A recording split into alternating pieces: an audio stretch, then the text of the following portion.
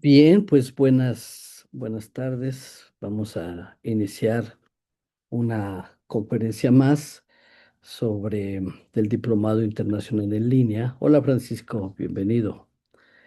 Sobre el Diplomado Internacional en Línea de Creatividad, Arte y Espiritualidad, que tiene como nombre El Camino Creativo hacia lo Sagrado, donde la inspiración se vuelve celebración, el arte camino y la espiritualidad horizonte. Bien. Hoy vamos a tener la conferencia que se titula Del fuego a la fábula. Es decir, vamos a hablar sobre la creatividad y el mito en las culturas ancestrales, el arte de cómo el relato mítico de origen y trascendencia. Bien, muy bien. Bueno, pues vamos a entrar a una pregunta muy antigua. ¿Por qué el ser humano comenzó a crear? Esa sería la pregunta de hoy.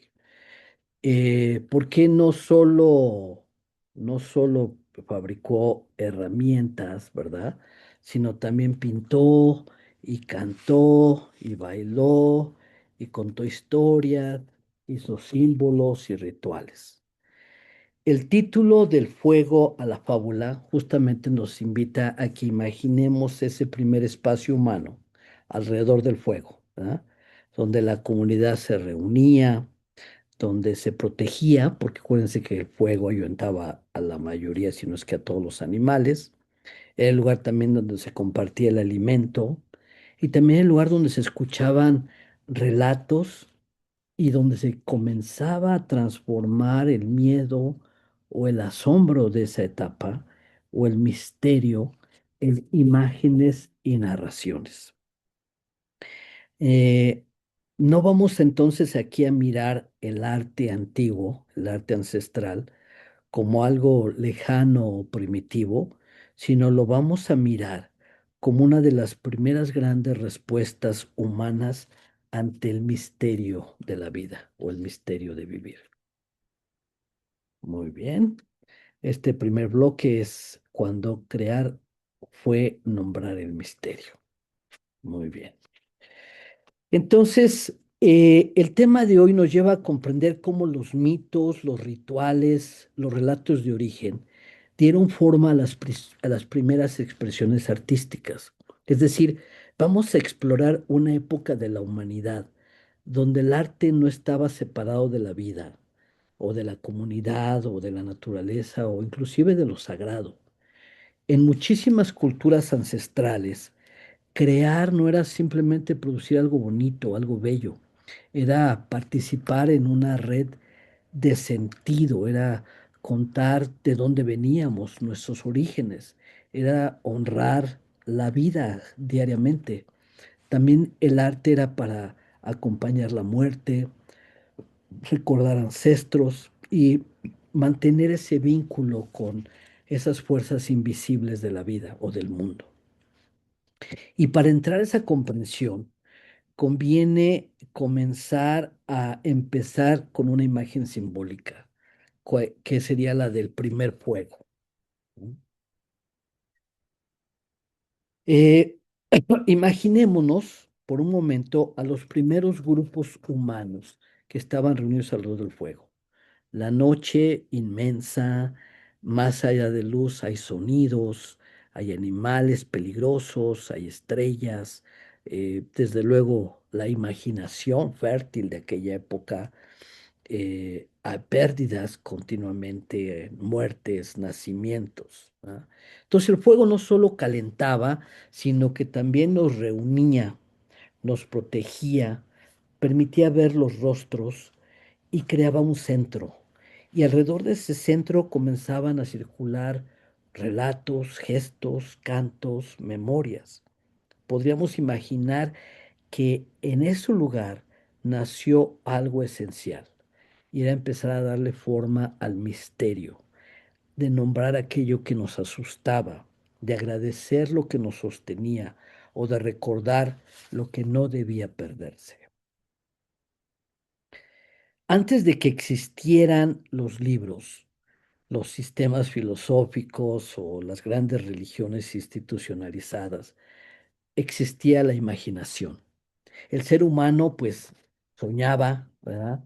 Temía, observaba, imitaba, pintaba, danzaba, contaba historias, ¿verdad?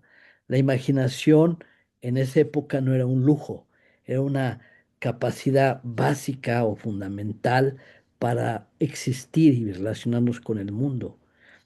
Nos permitió ver más allá de lo inmediato y permitió transformar nuestra experiencia en imagen, ¿verdad? Transformar un temor en un símbolo o una pérdida en una memoria.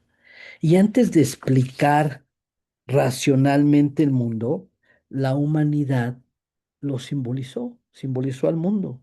Y eso es decisivo para entender la relación entre la creatividad, el mito y la espiritualidad. Entonces, Eh, para nosotros, muchas cosas tienen nombre, ¿verdad? Eclipses, estaciones, enfermedad, reproducción, ciclos lunares, migración animal.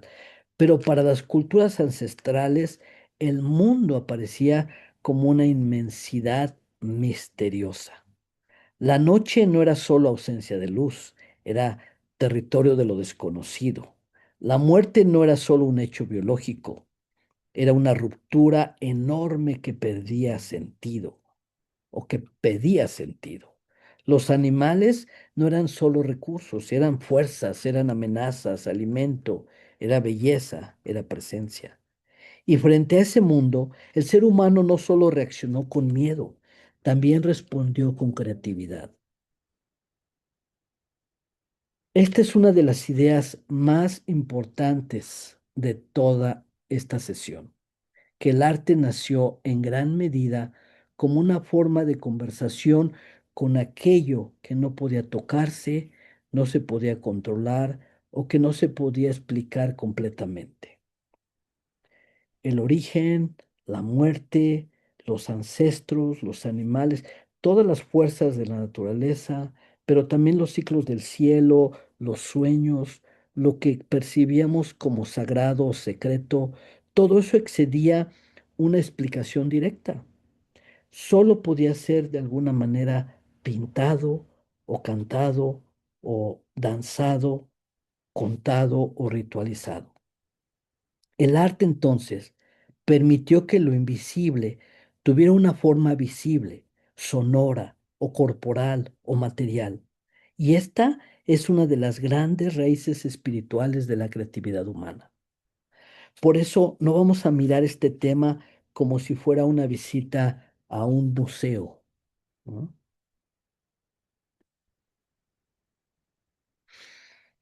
Podemos estudiar culturas ancestrales desde la historia del arte o desde la arqueología o desde la antropología. Y todo eso, pues desde luego puede ser valioso. Pero hoy lo que nos interesa es algo mucho más, es escuchar lo que esas expresiones siguen revelando sobre la condición humana. No venimos a mirar objetos congelados en vitrinas o venimos a preguntarnos qué necesidad humana los hizo posibles. ¿Qué preguntas lo sostienen? ¿Qué relación con el misterio expresan? Esta mirada nos permite ver lo ancestral no como algo superado, sino como una raíz viva. Y esa raíz viva todavía toca nuestra necesidad contemporánea de sentido. Lo ancestral, lo antiguo, sigue vivo cuando seguimos buscando símbolos para comprender nuestra vida. Sigue vivo cuando todavía necesitamos rituales para cerrar etapas. Y sigue vivo cuando una imagen nos toca más profundamente que una explicación. Cada vez que una persona crea para atravesar una pérdida, para recordar a alguien, para celebrar un cambio, para nombrar una experiencia interior o para acercarse a lo sagrado, algo de esta raíz, desde nuestra antigüedad, vuelve a aparecer. Y esta conferencia nos invita a que reconozcamos la continuidad, de ese rol del símbolo del arte desde nuestros ancestros hasta el momento. Y para entender esa raíz, primero necesitamos mirar una necesidad fundamental humana, la necesidad del sentido. Bien. Entonces, antes de que el arte fuera técnica o estilo o disciplina, hubo asombro. El ser humano se encontró frente a un mundo que lo superaba: el cielo, el fuego, los animales, la enfermedad, el nacimiento, la muerte. El asombro es muy importante porque abre una pregunta, y donde hay pregunta profunda puede nacer símbolo, mito, rito, arte. No se trata solamente de admirar lo bello. El asombro también puede venir del miedo, de la pérdida, de lo desconocido. La creatividad humana entonces nació muchas veces de esa mezcla de maravilla y de vulnerabilidad. Por eso la humanidad no se conformó con sobrevivir.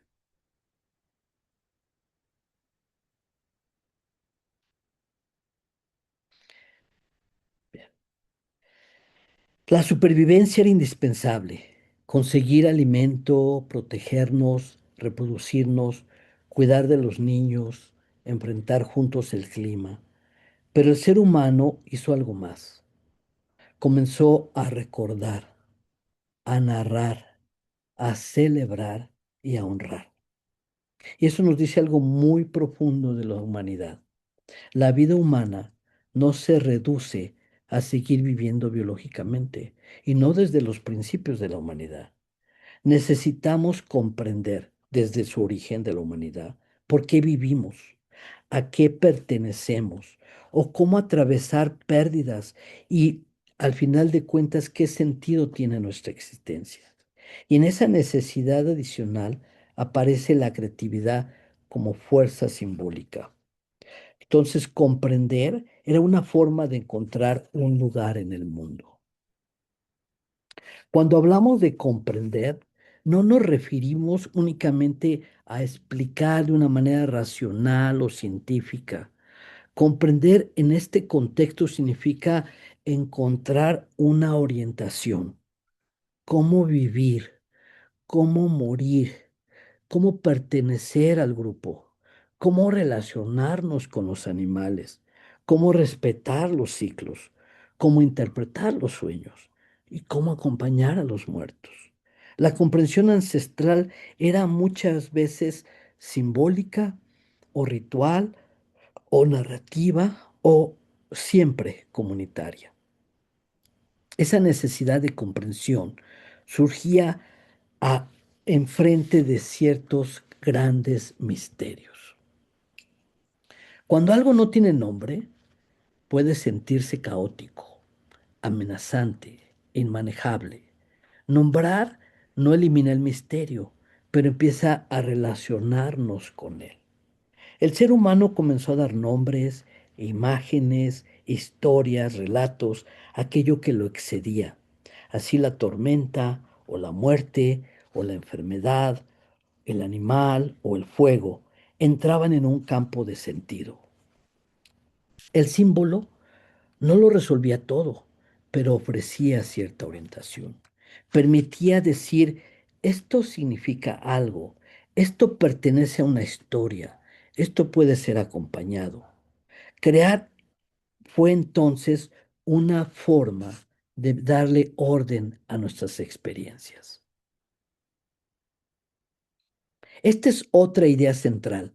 Crear era ordenar la experiencia. El miedo podía convertirse en símbolo.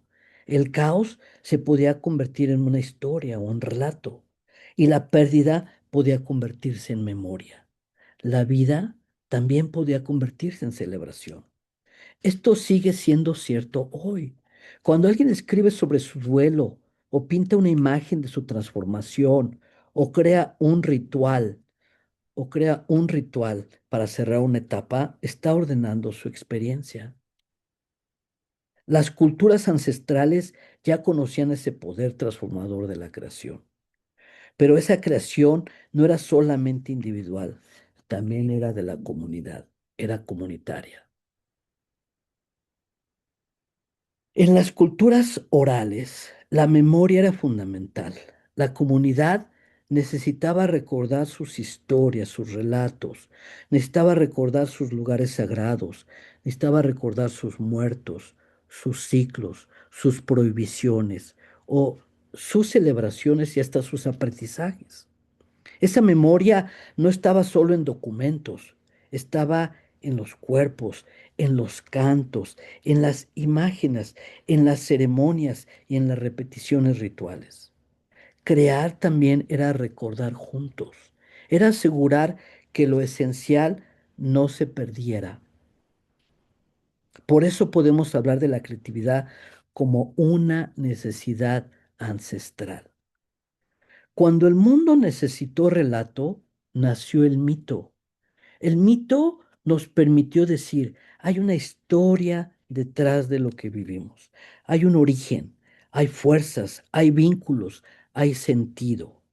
El mito no aparece simplemente para entretener, aparece para comunicar, para ordenar la experiencia, para transmitir valores, para cuidar la memoria y abrir relación con lo sagrado. A partir de aquí entramos entonces en uno de los núcleos de la conferencia, comprender el mito de otra manera. Lo primero es corregir una confusión muy común. Mito no significa mentira.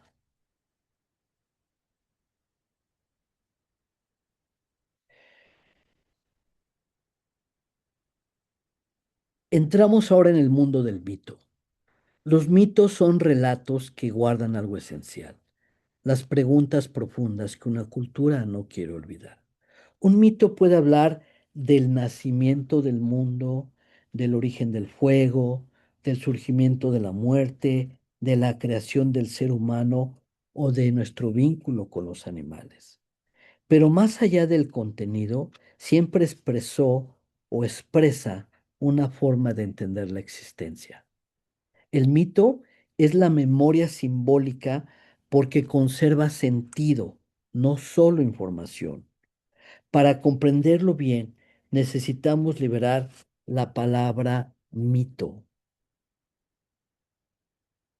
Hoy usamos muchas veces la palabra mito para decir esto es falso.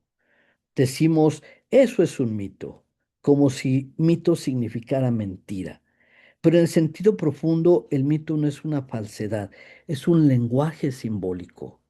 Un mito puede no ser verdadero como un dato histórico, literal, pero puede expresar verdades existenciales o comunitarias o espirituales o hasta psicológicas. Por ejemplo, un relato de origen no necesariamente busca decir esto ocurrió así en un sentido periodístico. Busca revelar qué lugar ocupa el ser humano en el mundo o qué fuerzas lo sostienen y que debe recordar. Entonces podemos comprender el mito como una estructura de sentido. Si queremos entender a una cultura, podemos preguntarnos, ¿qué relatos cuenta sobre su origen? ¿Qué seres honra? ¿A qué le teme? ¿Qué celebra? ¿Qué considera prohibido? ¿O cómo entiende la muerte? ¿O cómo mira la naturaleza? Los mitos revelan el mundo interior colectivo, nos muestran qué es lo que ellos consideran sagrado, o qué es lo que se debe proteger, o qué da la identidad, y qué es lo que termina orientando la vida en común. En ese sentido, el mito no es solamente una historia antigua, es una ventana hacia la conciencia simbólica de un pueblo. Una de las formas más importantes de mito son los relatos del origen. Los relatos de origen, los relatos de origen no solo preguntan qué ocurrió al principio, sino también preguntan quiénes somos, de dónde venimos, a qué pertenecemos, qué debemos recordar. Todo ser humano necesita algún relato de origen. También lo necesitamos en nuestras vidas personales. Tenemos una historia familiar, tenemos historias sobre nuestras heridas, sobre nuestras vocaciones, sobre nuestros comienzos. En las culturas ancestrales, estos relatos ofrecían identidad colectiva. Decían, venimos de esta tierra o de este linaje o de esta relación con los animales o con los dioses o con una montaña o con un río o con el cielo. Por eso los mitos hablaron de los grandes comienzos. Los mitos entonces han hablado, los mitos han hablado del origen del mundo, del origen del fuego, de los animales, del ser humano, de la muerte, del lenguaje, de la comunidad. Cada uno de estos orígenes responde a una pregunta profunda. El fuego, por ejemplo, no es solo una herramienta que transforma o que da luz o que nos protege frente a los animales o que nos ayuda a cocinar o que nos reúne alrededor de él. La muerte no es solo un final, abre la pregunta por el destino, la memoria, la trascendencia. Cuando una cultura cuenta estos orígenes, está diciendo cómo entiende la vida. Por eso podemos decir que el mito guarda las grandes preguntas.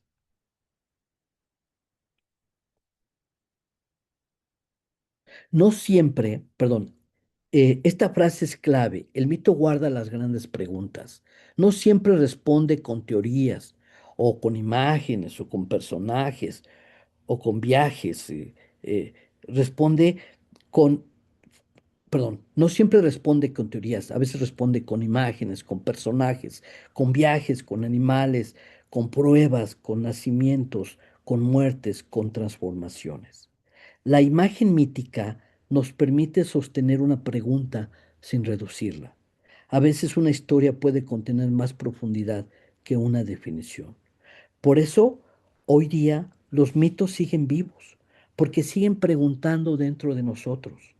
Y esas preguntas siguen sosteniendo memoria, identidad y destino.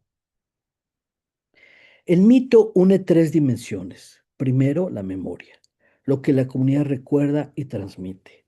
Segundo, identidad, lo que la comunidad reconoce como propio. Tercero, el destino, la orientación que la comunidad siente que debe seguir. Esto también nos ayuda a comprender por qué los mitos son tan poderosos. No solo hablan de antes, también dicen quiénes somos ahora y hacia dónde debemos caminar. El mito entonces es al mismo tiempo recuerdo, es espejo y es brújula. Pero su valor no está solamente en los hechos que narra, sino en los significados que revela. Una de las claves para escuchar un mito es no preguntarle únicamente, ¿esto ocurrió exactamente así? Esa puede ser una pregunta histórica válida, pero no agota para nada el mito.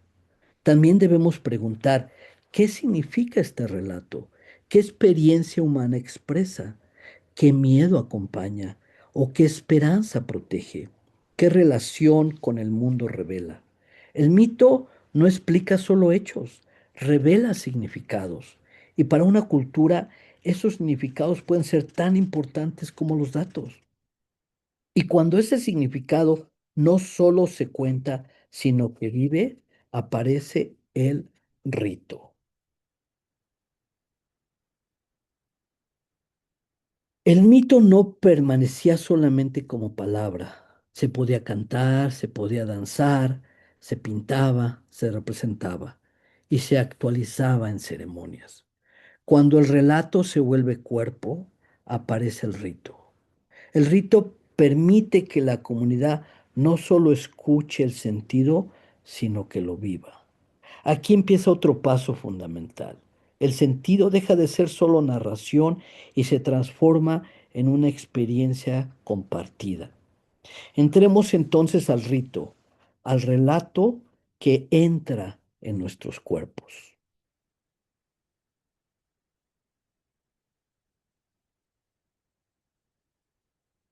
Entramos ahora entonces al rito. Si el mito cuenta, el rito encarna. El rito permite que una comunidad viva corporalmente lo que su relato profundo enseña. Un rito no es solo una ceremonia externa, es una forma organizada de atravesar una experiencia significativa. un inicio, una pérdida, una transición, una unión, una muerte, una renovación. En el rito, el cuerpo participa, el espacio importa, el tiempo cambia y los gestos tienen sentido. Por eso podemos decir que el rito es el mito puesto en acción. Esta frase resume el bloque. El rito es el mito puesto en acción. El mito ofrece una historia de sentido. El rito la hace presente en el cuerpo, en la comunidad, en el tiempo. Por ejemplo, un relato de origen puede ser recordado mediante una danza, una ofrenda, una pintura, un canto o una ceremonia estacional. El rito permite que el sentido no se quede en la cabeza, lo vuelve gesto, presencia y experiencia compartida. Por eso necesitamos hablar del cuerpo como una forma de comprensión. No todo se comprende solo con conceptos. El cuerpo también comprende a su manera. Comprende cuando camina un duelo, cuando se inclina ante una pérdida, cuando guarda silencio, cuando canta, cuando danza, cuando ofrece algo. Muchas culturas ancestrales sabían que los grandes cambios no se integran únicamente pensando en ellos. Necesitan gestos, ritmos, espacios, símbolos y una comunidad. Esto es muy importante para nuestro diplomado porque el arte no solo se mira, se vive, se encarna, se atraviesa. Por eso el rito integra tantos lenguajes distintos. El rito integra voz, integra movimiento, color, materia, fuego, silencio, comunidad. No separa las artes como lo hacemos el día de hoy. Cantar no era solo música, danzar no era solo movimiento, pintar no era solo decorar, ofrecer no era solo entregar un objeto. Cada acción formaba parte de una red simbólica. La experiencia ritual unía cuerpo, emoción, memoria, naturaleza y sentido. Y muchas veces esas experiencias servían para cruzar umbrales.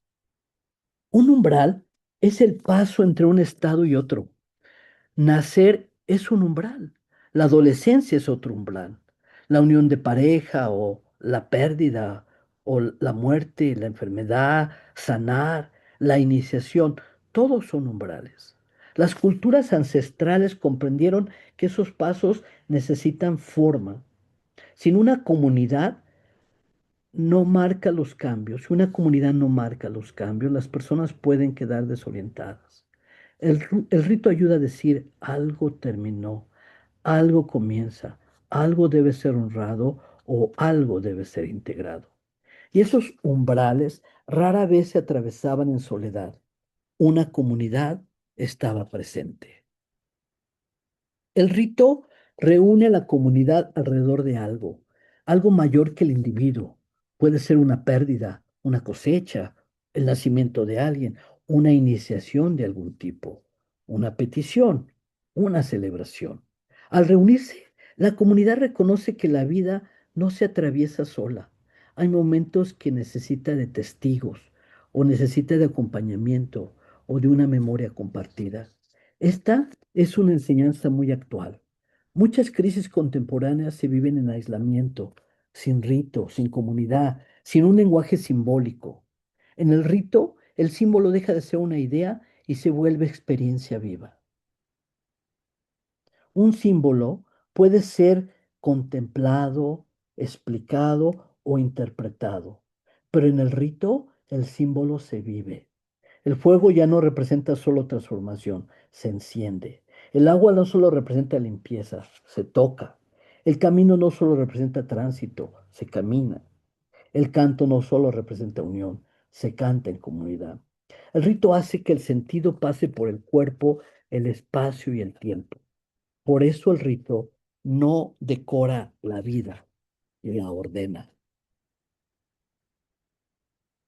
A veces pensamos el rito como algo decorativo, como una formalidad, pero en muchas culturas el rito ordenaba la vida, marcaba cuando alguien dejaba de ser niño, o cuando alguien entraba a una nueva responsabilidad, o cuando se honraba a los muertos, o cuando se agradecía la tierra, cuando se pedía protección, o cuando se celebraba la continuidad de la vida.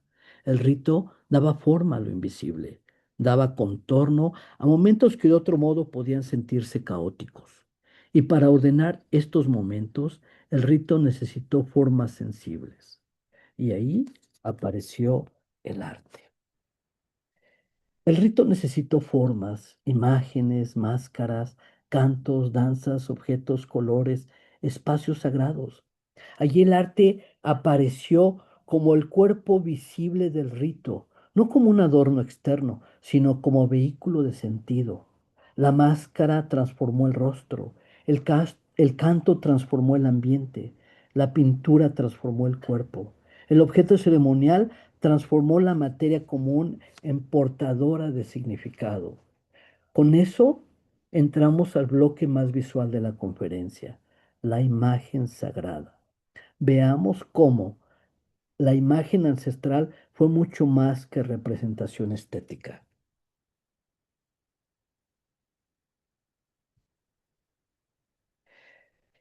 Ahora entramos al corazón visual de la sesión. Las primeras imágenes humanas no fueron solo decoración, fueron formas de presencia, de memoria y de relación con lo sagrado, con lo invisible. Cuando miramos una pintura rupestre, una mano impresa, una máscara, un objeto ceremonial, conviene preguntarnos no solo qué representa, sino qué relación activa, con qué mundo invisible dialoga, qué memoria sostiene, qué comunidad la necesita o qué rito la acompaña. Para entender esto, necesitamos dejar de mirar la imagen solo como estética.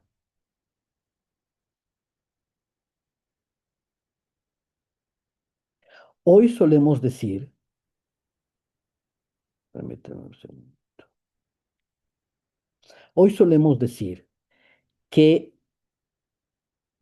hoy solemos mirar imágenes como objetos visuales, si son bellas, si están bien hechas, si nos gustan, pero en muchas culturas ancestrales una imagen podría ser presencia. No solo representaba un animal, activaba una relación con ese animal. No solo recordaba un ancestro, sostenía su memoria. No solo mostraba una figura que habría un espacio de contacto simbólico. Esto cambia nuestra forma de mirar. La pregunta no es solo qué veo, sino qué vínculo se hace presente aquí. Uno de los espacios más poderosos para entender esto es la cueva.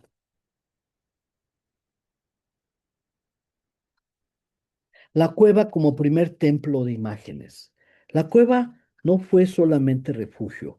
En muchos casos pudo funcionar como un espacio simbólico, interior de la tierra, un lugar de oscuridad, de silencio, de eco, de profundidad y de hasta una memoria mineral. Entrar a una cueva ya es una experiencia corporal.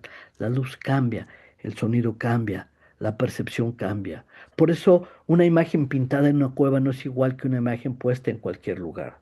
La cueva podía funcionar como escenario ritual, como vientre de la tierra, como espacio de visión. Y dentro de esas cuevas aparecen algunas de las imágenes más conmovedoras, las manos. Hay algo profundamente conmovedor en una mano impresa sobre piedra. No necesitamos demasiada explicación para sentirlo. Esa mano nos dice, alguien estuvo aquí, alguien tocó esa pared, alguien dejó una marca de presencia. Es una distancia inmensa en el tiempo y al mismo tiempo una cercanía humana inmediata. La mano es cuerpo, identidad, huella, contacto. Nos recuerda que el arte también nace de un gesto muy simple, dejar una señal de existencia. Junto a las manos aparecen con fuerza las figuras de animales. En el mundo ancestral, los animales no eran simplemente recursos, eran parte de una red vital de dependencia, de temor, de respeto y de observación. El animal podía alimentar a la comunidad, pero también podía amenazarla. Podía ser fuerza, velocidad, astucia, belleza, misterio. Por eso aparece tantas veces como una figura poderosa. Representar animales podía ser una forma de relacionarse simbólicamente con aquello que sostenía y que a la vez desafiaba la vida humana. Era otra forma de relación con lo invisible. Y otra más, pues era la máscara. La máscara es una de las creaciones más profundas de la humanidad. Al cubrir el rostro cotidiano, permite que aparezca otro rostro, el animal, el ancestro, el espíritu, la fuerza invisible, el personaje mítico. La máscara no solo oculta, revela otra dimensión.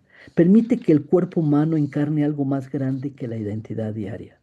En términos rituales, la máscara puede convertir a la persona en mediadora entre mundos, el mundo visible y el invisible. Y no solo el rostro podría transformarse, también el cuerpo entero. El cuerpo no era solamente un cuerpo biológico, podía convertirse en un territorio simbólico. La pintura corporal podría marcar pertenencia, protección, preparación ritual, identidad ceremonial o relación con fuerzas invisibles. La piel se volvía lenguaje. Esto nos ayuda a recordar que el arte no siempre está separado del cuerpo. A veces el cuerpo mismo es el lugar donde el símbolo aparece. Y el arte ancestral no solo fue imagen física, también fue voz y movimiento. No todo arte ancestral quedó grabado en piedra o conservado como objeto. Mucho arte fue efímero, canto, danza, respiración, ritmo, movimiento, celebración. La danza y el canto son artes vivas. Existen en el momento, en el cuerpo, en la comunidad y pueden acompañar ritos de paso, celebraciones, duelos, invocaciones, sanaciones y hasta agradecimientos. Esto amplía nuestra idea de arte, no solo obra material, sino experiencia compartida. También hubo objetos que no eran solo objetos. Algunos objetos no eran simples cosas, una piedra tallada, un hueso trabajado, una vasija, un instrumento, una figura o un tejido podrían portar memoria, protección, ofrenda o presencia ceremonial. La diferencia no está solo en el material, está en la relación. Un objeto puede volverse significativo por el rito, por la historia, por el uso, por la comunidad que lo reconoce. La materia también puede hablar cuando se integra en una red simbólica. Y esa materia era cercana, piedra, hueso, barro, pigmento, fuego. La creatividad ancestral trabajó con lo cercano, con piedras, con huesos, con barro, con madera, con pigmentos, con piel, con fuego. La tierra misma se volvió lenguaje. Esto es muy bello porque nos muestra una creatividad profundamente vinculada al entorno. No se creaba desde la abstracción aislada, sino de los materiales del territorio. Cada materia tenía textura, resistencia, color, peso, olor, temperatura.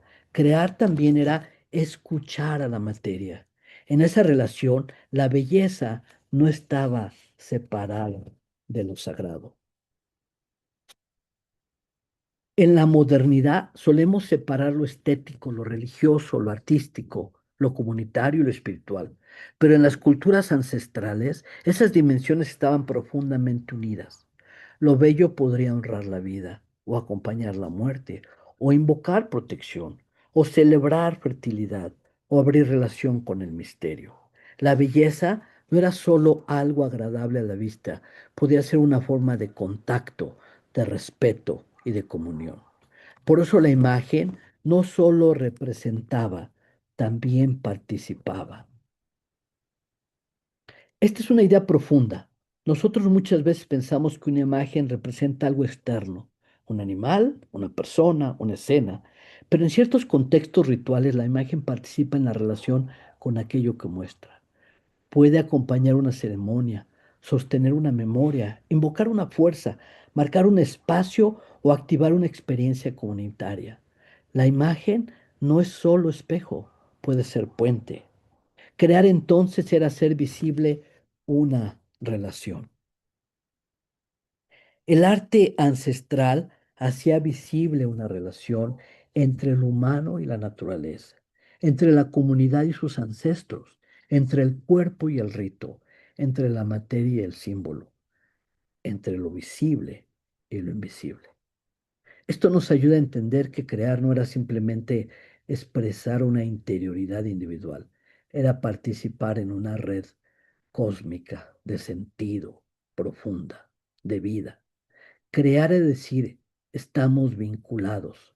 Hay algo que nos sostiene y hay algo que debemos recordar y también hay algo que nos llama. Y esas relaciones giraban alrededor de los grandes misterios de la existencia. Ahora podríamos preguntarnos, ¿qué grandes misterios necesitó representar la humanidad? No se trataba de asuntos pequeños. El arte ancestral se acercó a lo más profundo: vida, muerte, origen, fertilidad, naturaleza, trascendencia. Estas son preguntas que nos pertenecen, perdón, que no pertenecen solo al pasado, siguen siendo nuestras preguntas. Pero antes de llegar al presente, vamos a mirar cómo aparecieron en el arte y en el mito ancestral. Entremos entonces en la vida, la muerte y la trascendencia.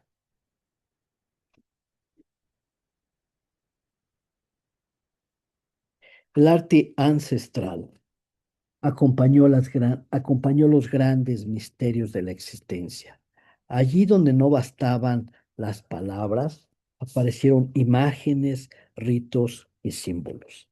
La vida necesitaba celebración, la muerte acompañamiento, el origen necesitaba relato, la naturaleza necesitaba ser honrada y la trascendencia necesitaba de formas sensibles.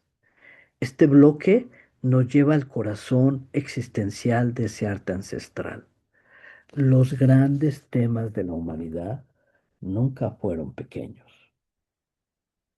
Nacer, vivir, amar, perder, morir, recordar, trascender. Estos temas no han dejado de acompañarnos.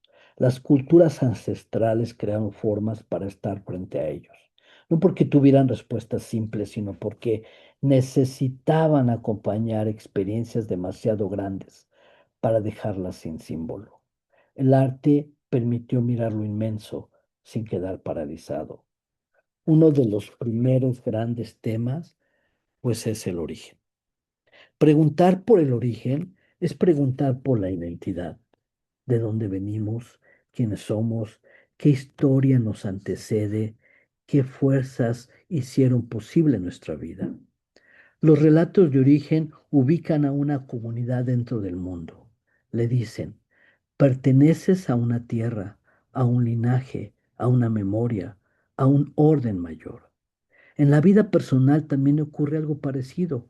Cuando no sabemos de dónde venimos, muchas veces nos cuesta saber hacia dónde caminar. Junto al origen aparece la fertilidad como celebración de la continuidad de la vida. La fertilidad no debe entenderse solo como reproducción. En muchas culturas la fertilidad significa continuidad de la vida, tierra que da alimento, cuerpo que sostiene, semilla que brota, animales que se multiplican.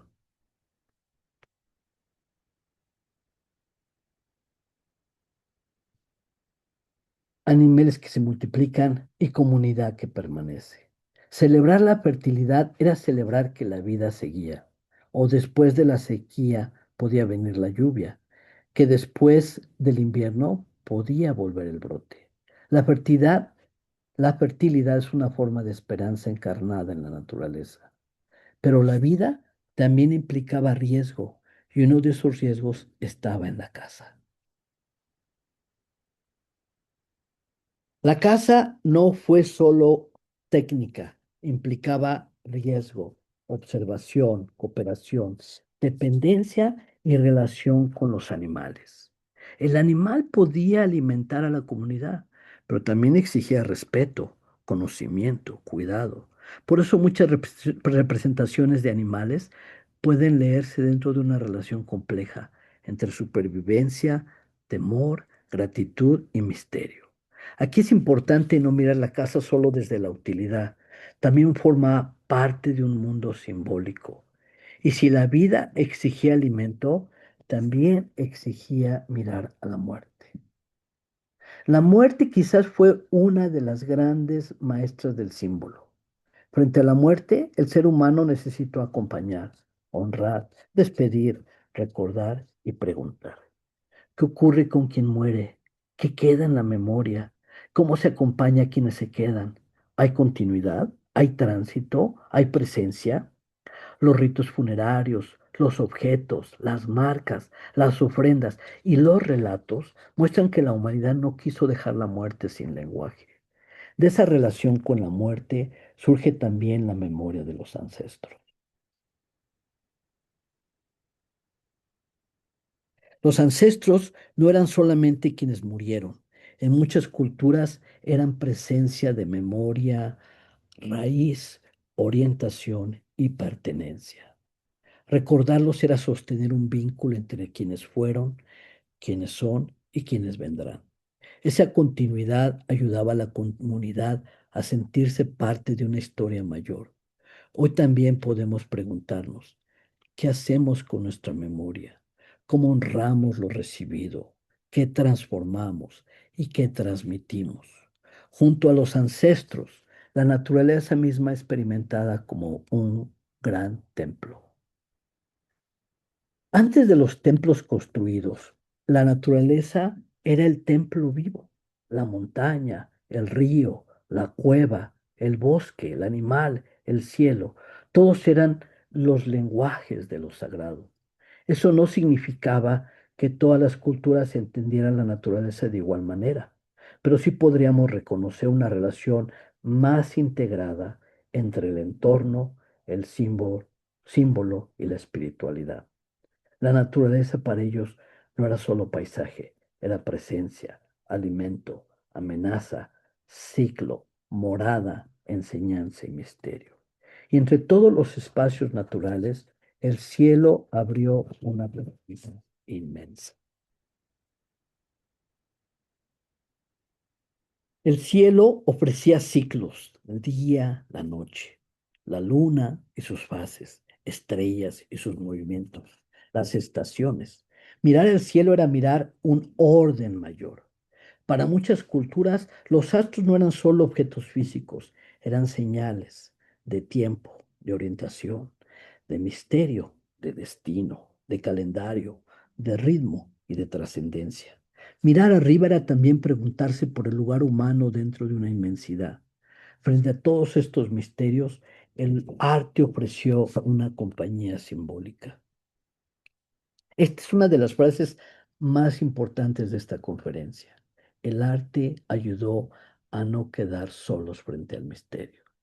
Frente a la muerte, frente al miedo, frente a la noche, frente al origen o lo invisible, el arte ofreció una compañía simbólica.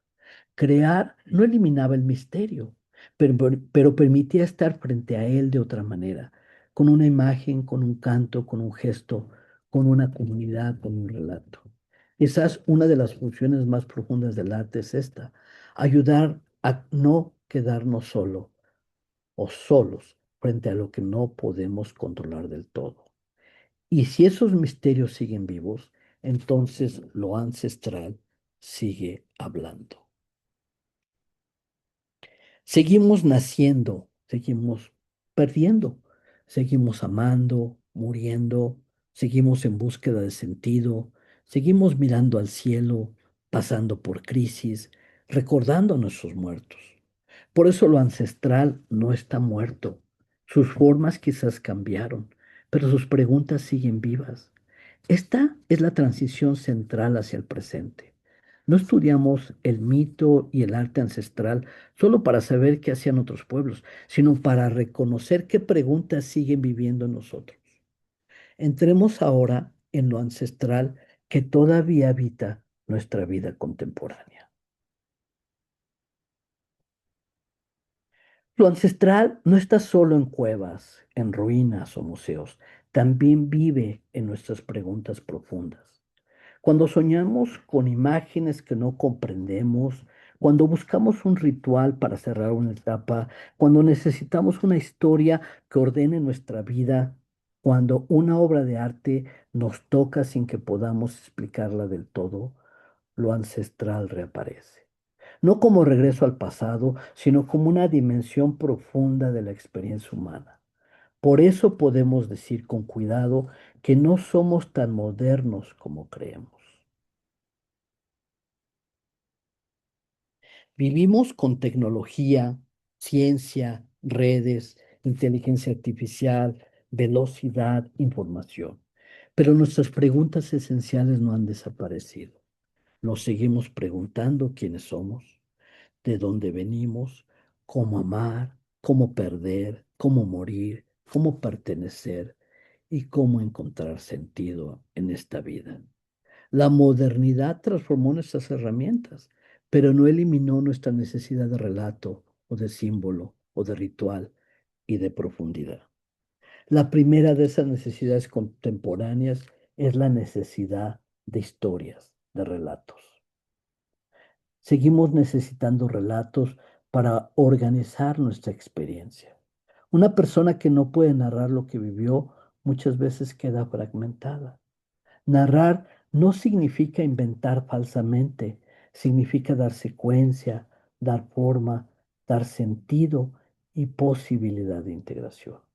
En nuestra vida actual seguimos construyendo relatos sobre nuestra infancia, nuestra vocación, nuestras pérdidas, nuestros vínculos, nuestras crisis y nuestros futuros posibles.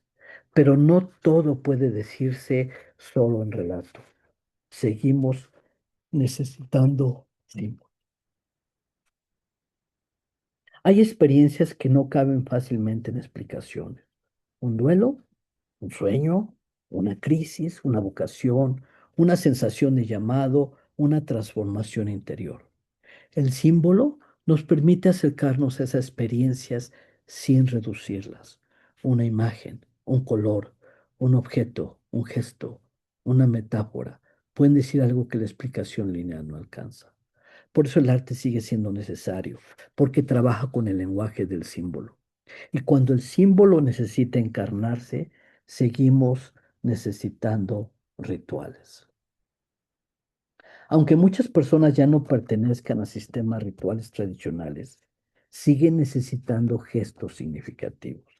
Encender una vela, escribir una carta de despedida, cerrar un ciclo con una acción consciente, celebrar un inicio, reunirse para recordar a alguien, crear una obra para honrar una experiencia.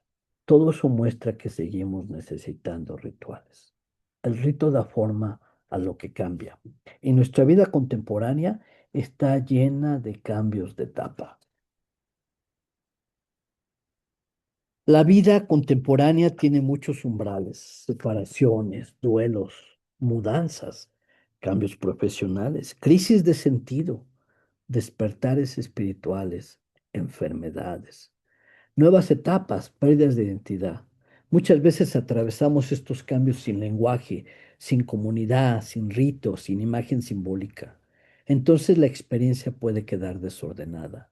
La creatividad puede ayudar a integrar esos umbrales, porque la tecnología, aunque poderosa, no ha eliminado el hambre de sentido.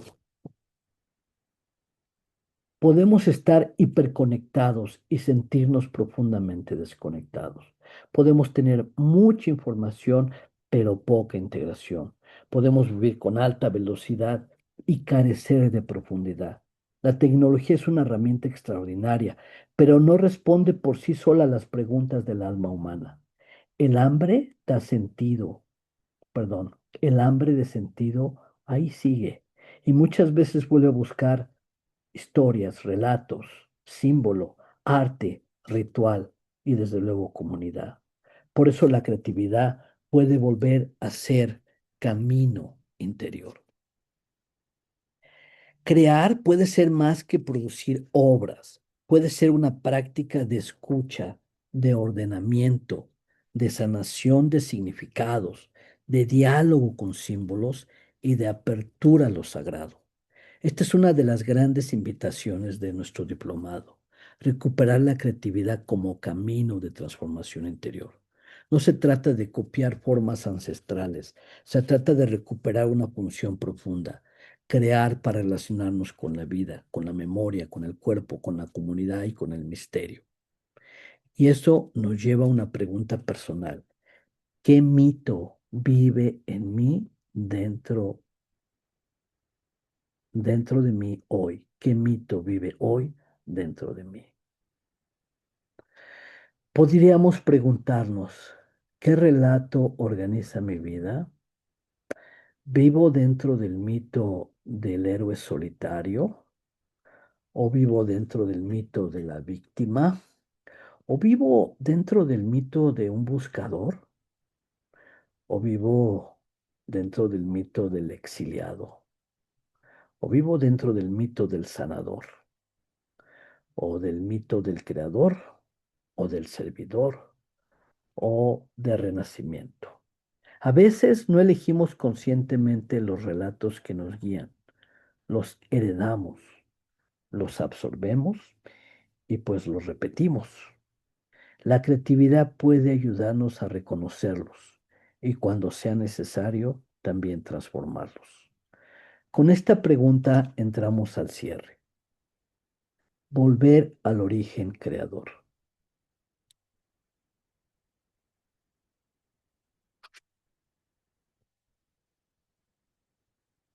Volver al origen no significa querer vivir como antes, tampoco significa idealizar el pasado, significa recordar una raíz profunda, la creatividad como camino de sentido, memoria, presencia y relación con el misterio. Esta conferencia nos ha mostrado que el arte, que el mito y que el rito nacieron unidos a las grandes preguntas humanas. Ahora la pregunta es, ¿cómo recuperar esa profundidad en nuestra propia vida creativa? Para cerrar, retomemos la triada central, mito, rito y arte. El mito cuenta, narra de dónde venimos, qué nos sostiene y qué preguntas no debemos olvidar. En la historia humana, el mito ofreció relatos para inventar la vida. En la vida personal, también necesitamos relatos que nos ayuden a comprender nuestra experiencia. La pregunta es si los relatos que vivimos nos abren o nos limitan. Pero el sentido no solo se cuenta, también se encarna.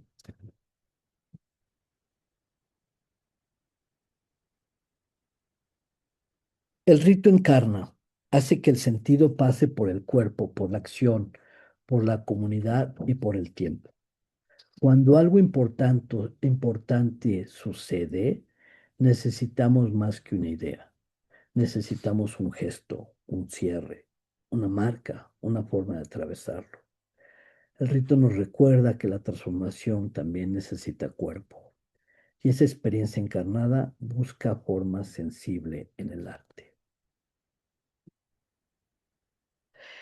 El arte da forma, hace visible, audible o sensible aquello que de otra forma quedaría difuso o invisible.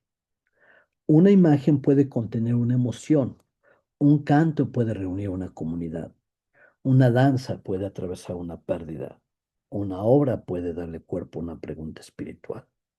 El arte permite relacionarnos con el misterio de manera sensible.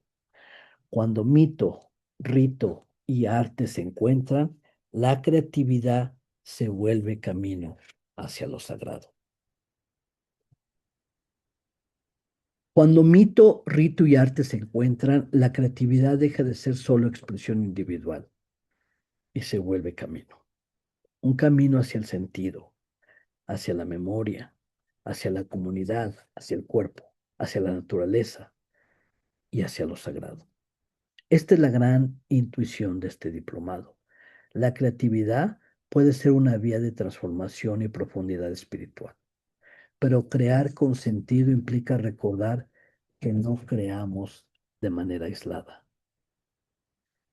No creamos desde el vacío, creamos desde nuestros vínculos, con nuestra historia, con nuestro cuerpo, con nuestra comunidad, con la naturaleza, con nuestros muertos, con nuestras preguntas y con lo invisible.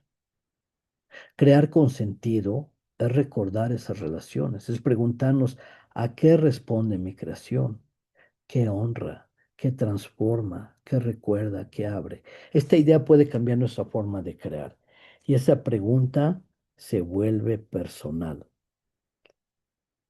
¿Qué relato, qué símbolo o qué gesto quieren hacer en mí?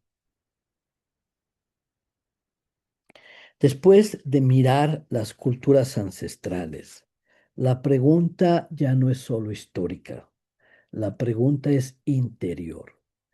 ¿Qué relato necesita ser escuchado en mí? ¿Qué símbolo me está llamando? ¿Qué gesto creativo podría ayudarme a integrar una experiencia? ¿Qué origen interior quiere ser recordado?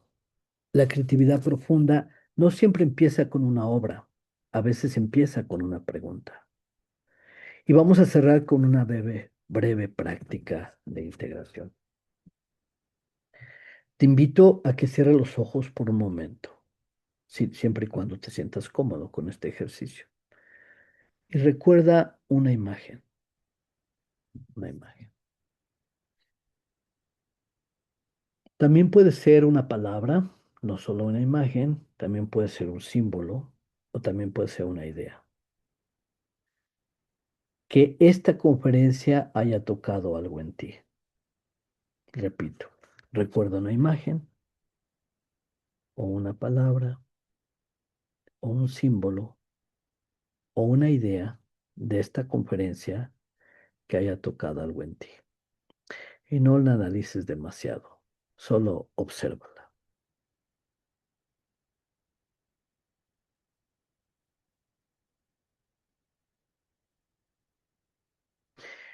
Y pregúntate internamente, ¿qué es lo que esta imagen o esta palabra o este símbolo o esta idea de esta conferencia quiere decirte a ti hoy, en este momento? ¿Qué quiere decirte hoy? Y escucha la respuesta a la pregunta que viene dentro de ti.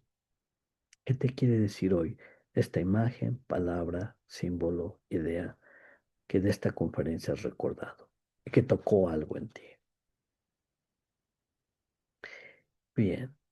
Y la siguiente pregunta, después de qué quiere decirte hoy,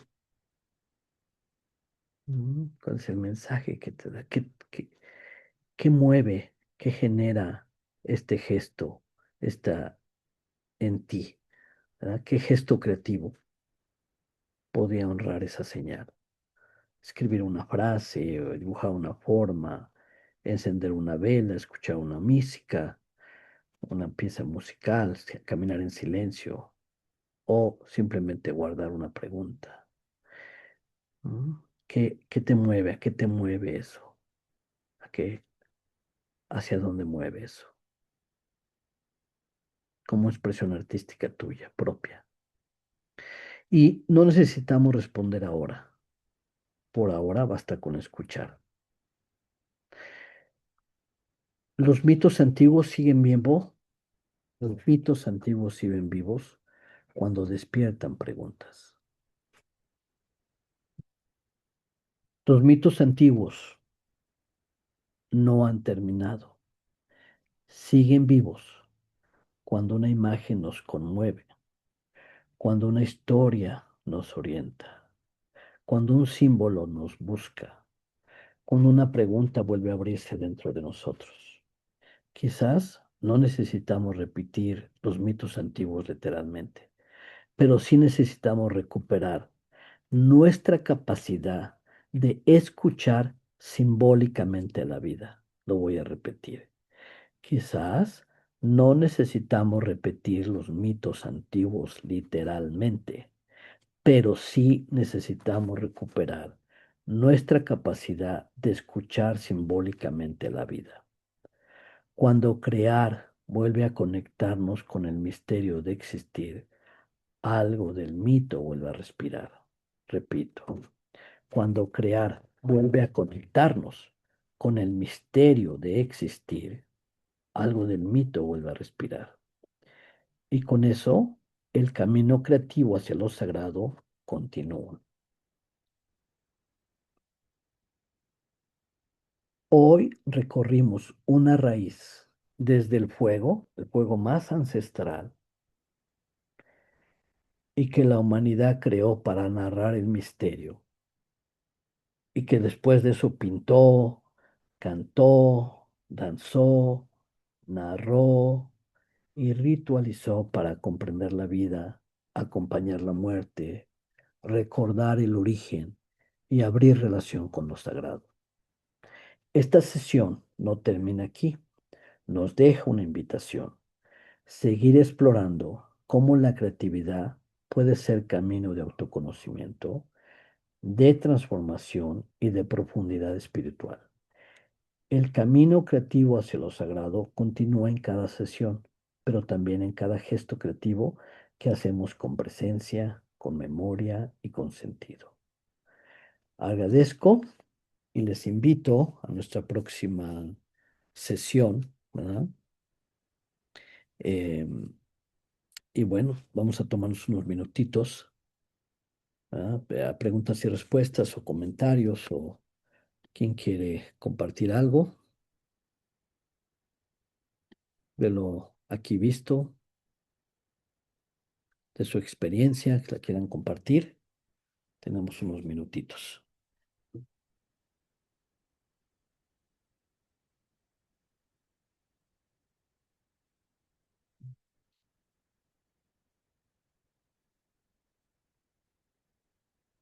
Aquí hay unos ejemplos de preguntas, no son las únicas. ¿Qué se hizo más claro para ti hoy? ¿Qué aprendizaje o comprensión te llevas de esta conferencia? ¿Qué cambio personal relacionado práctico eliges comenzar a realizar? Bien.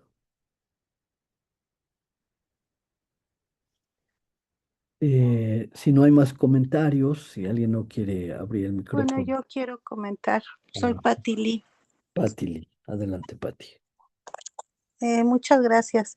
Bueno, fue muy agradable la conferencia Ujú, porque nos va llevando bueno, me fue llevando a una reflexión de las expresiones que hemos visto pues plasmadas en los diferentes este, eh, muros, ¿no? Cuando era la antigüedad, que ahí vi la figura, ¿no? Cuando pintaban en las cuevas, ujú, y uno a veces no se pregunta, ¿no?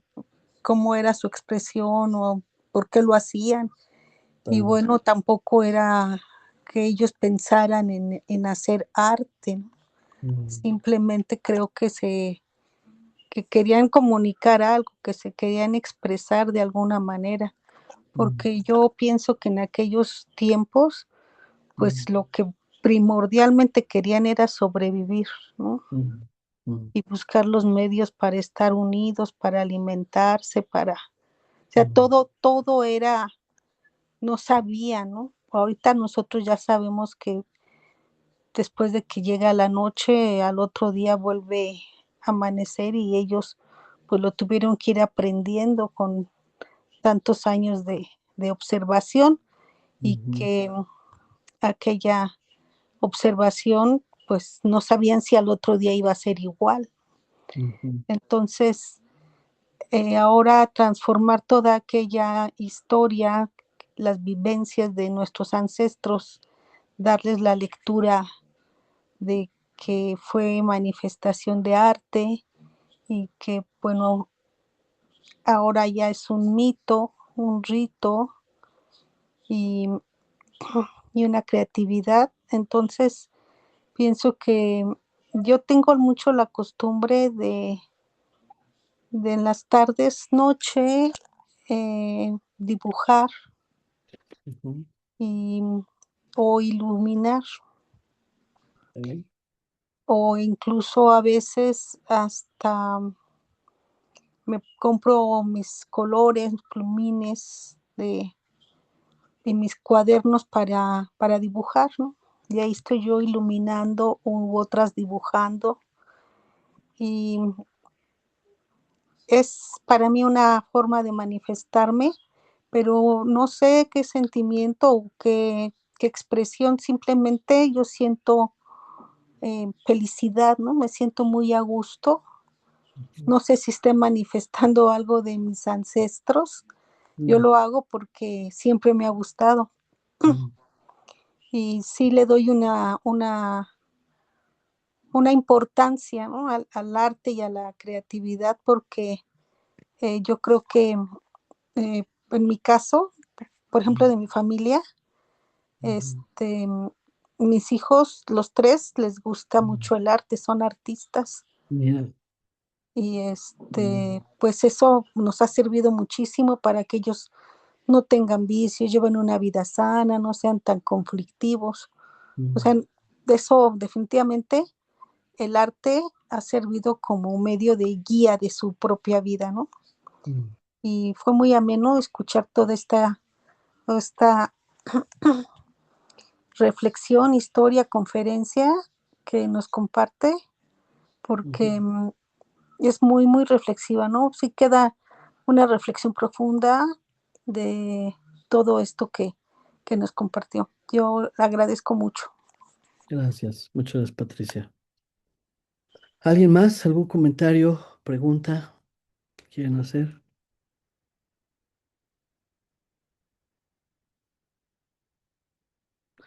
Bueno, si no hay más, les agradezco mucho su participación.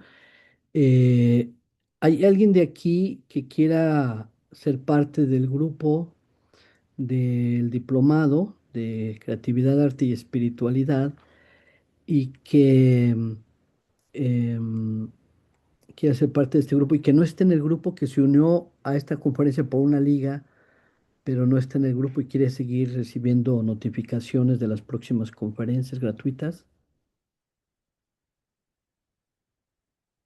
Por ejemplo, la siguiente sesión eh, se llama El eco de los sabios, que son sobre filosofías antiguas del arte y la creación, perspectivas filosóficas sobre la belleza, la armonía y lo sagrado. Esa es nuestra siguiente conferencia. También creo que es una conferencia muy bonita. Yo ya me uní a ese chat. Grupo perfecto. Muy bien. Bueno, pues a todos muchas gracias. A Francisco por estar aquí, a Francisco Javier Ibáñez, a Patricia García también. Que tengan una bonita noche y si les gustó, pues nos vemos en 2 semanas. ¿Vale? Gracias. Hasta luego. Gracias. Bye. Luego. Adiós. Bye. Buen día. Bye. Gracias. Hasta luego. Gracias.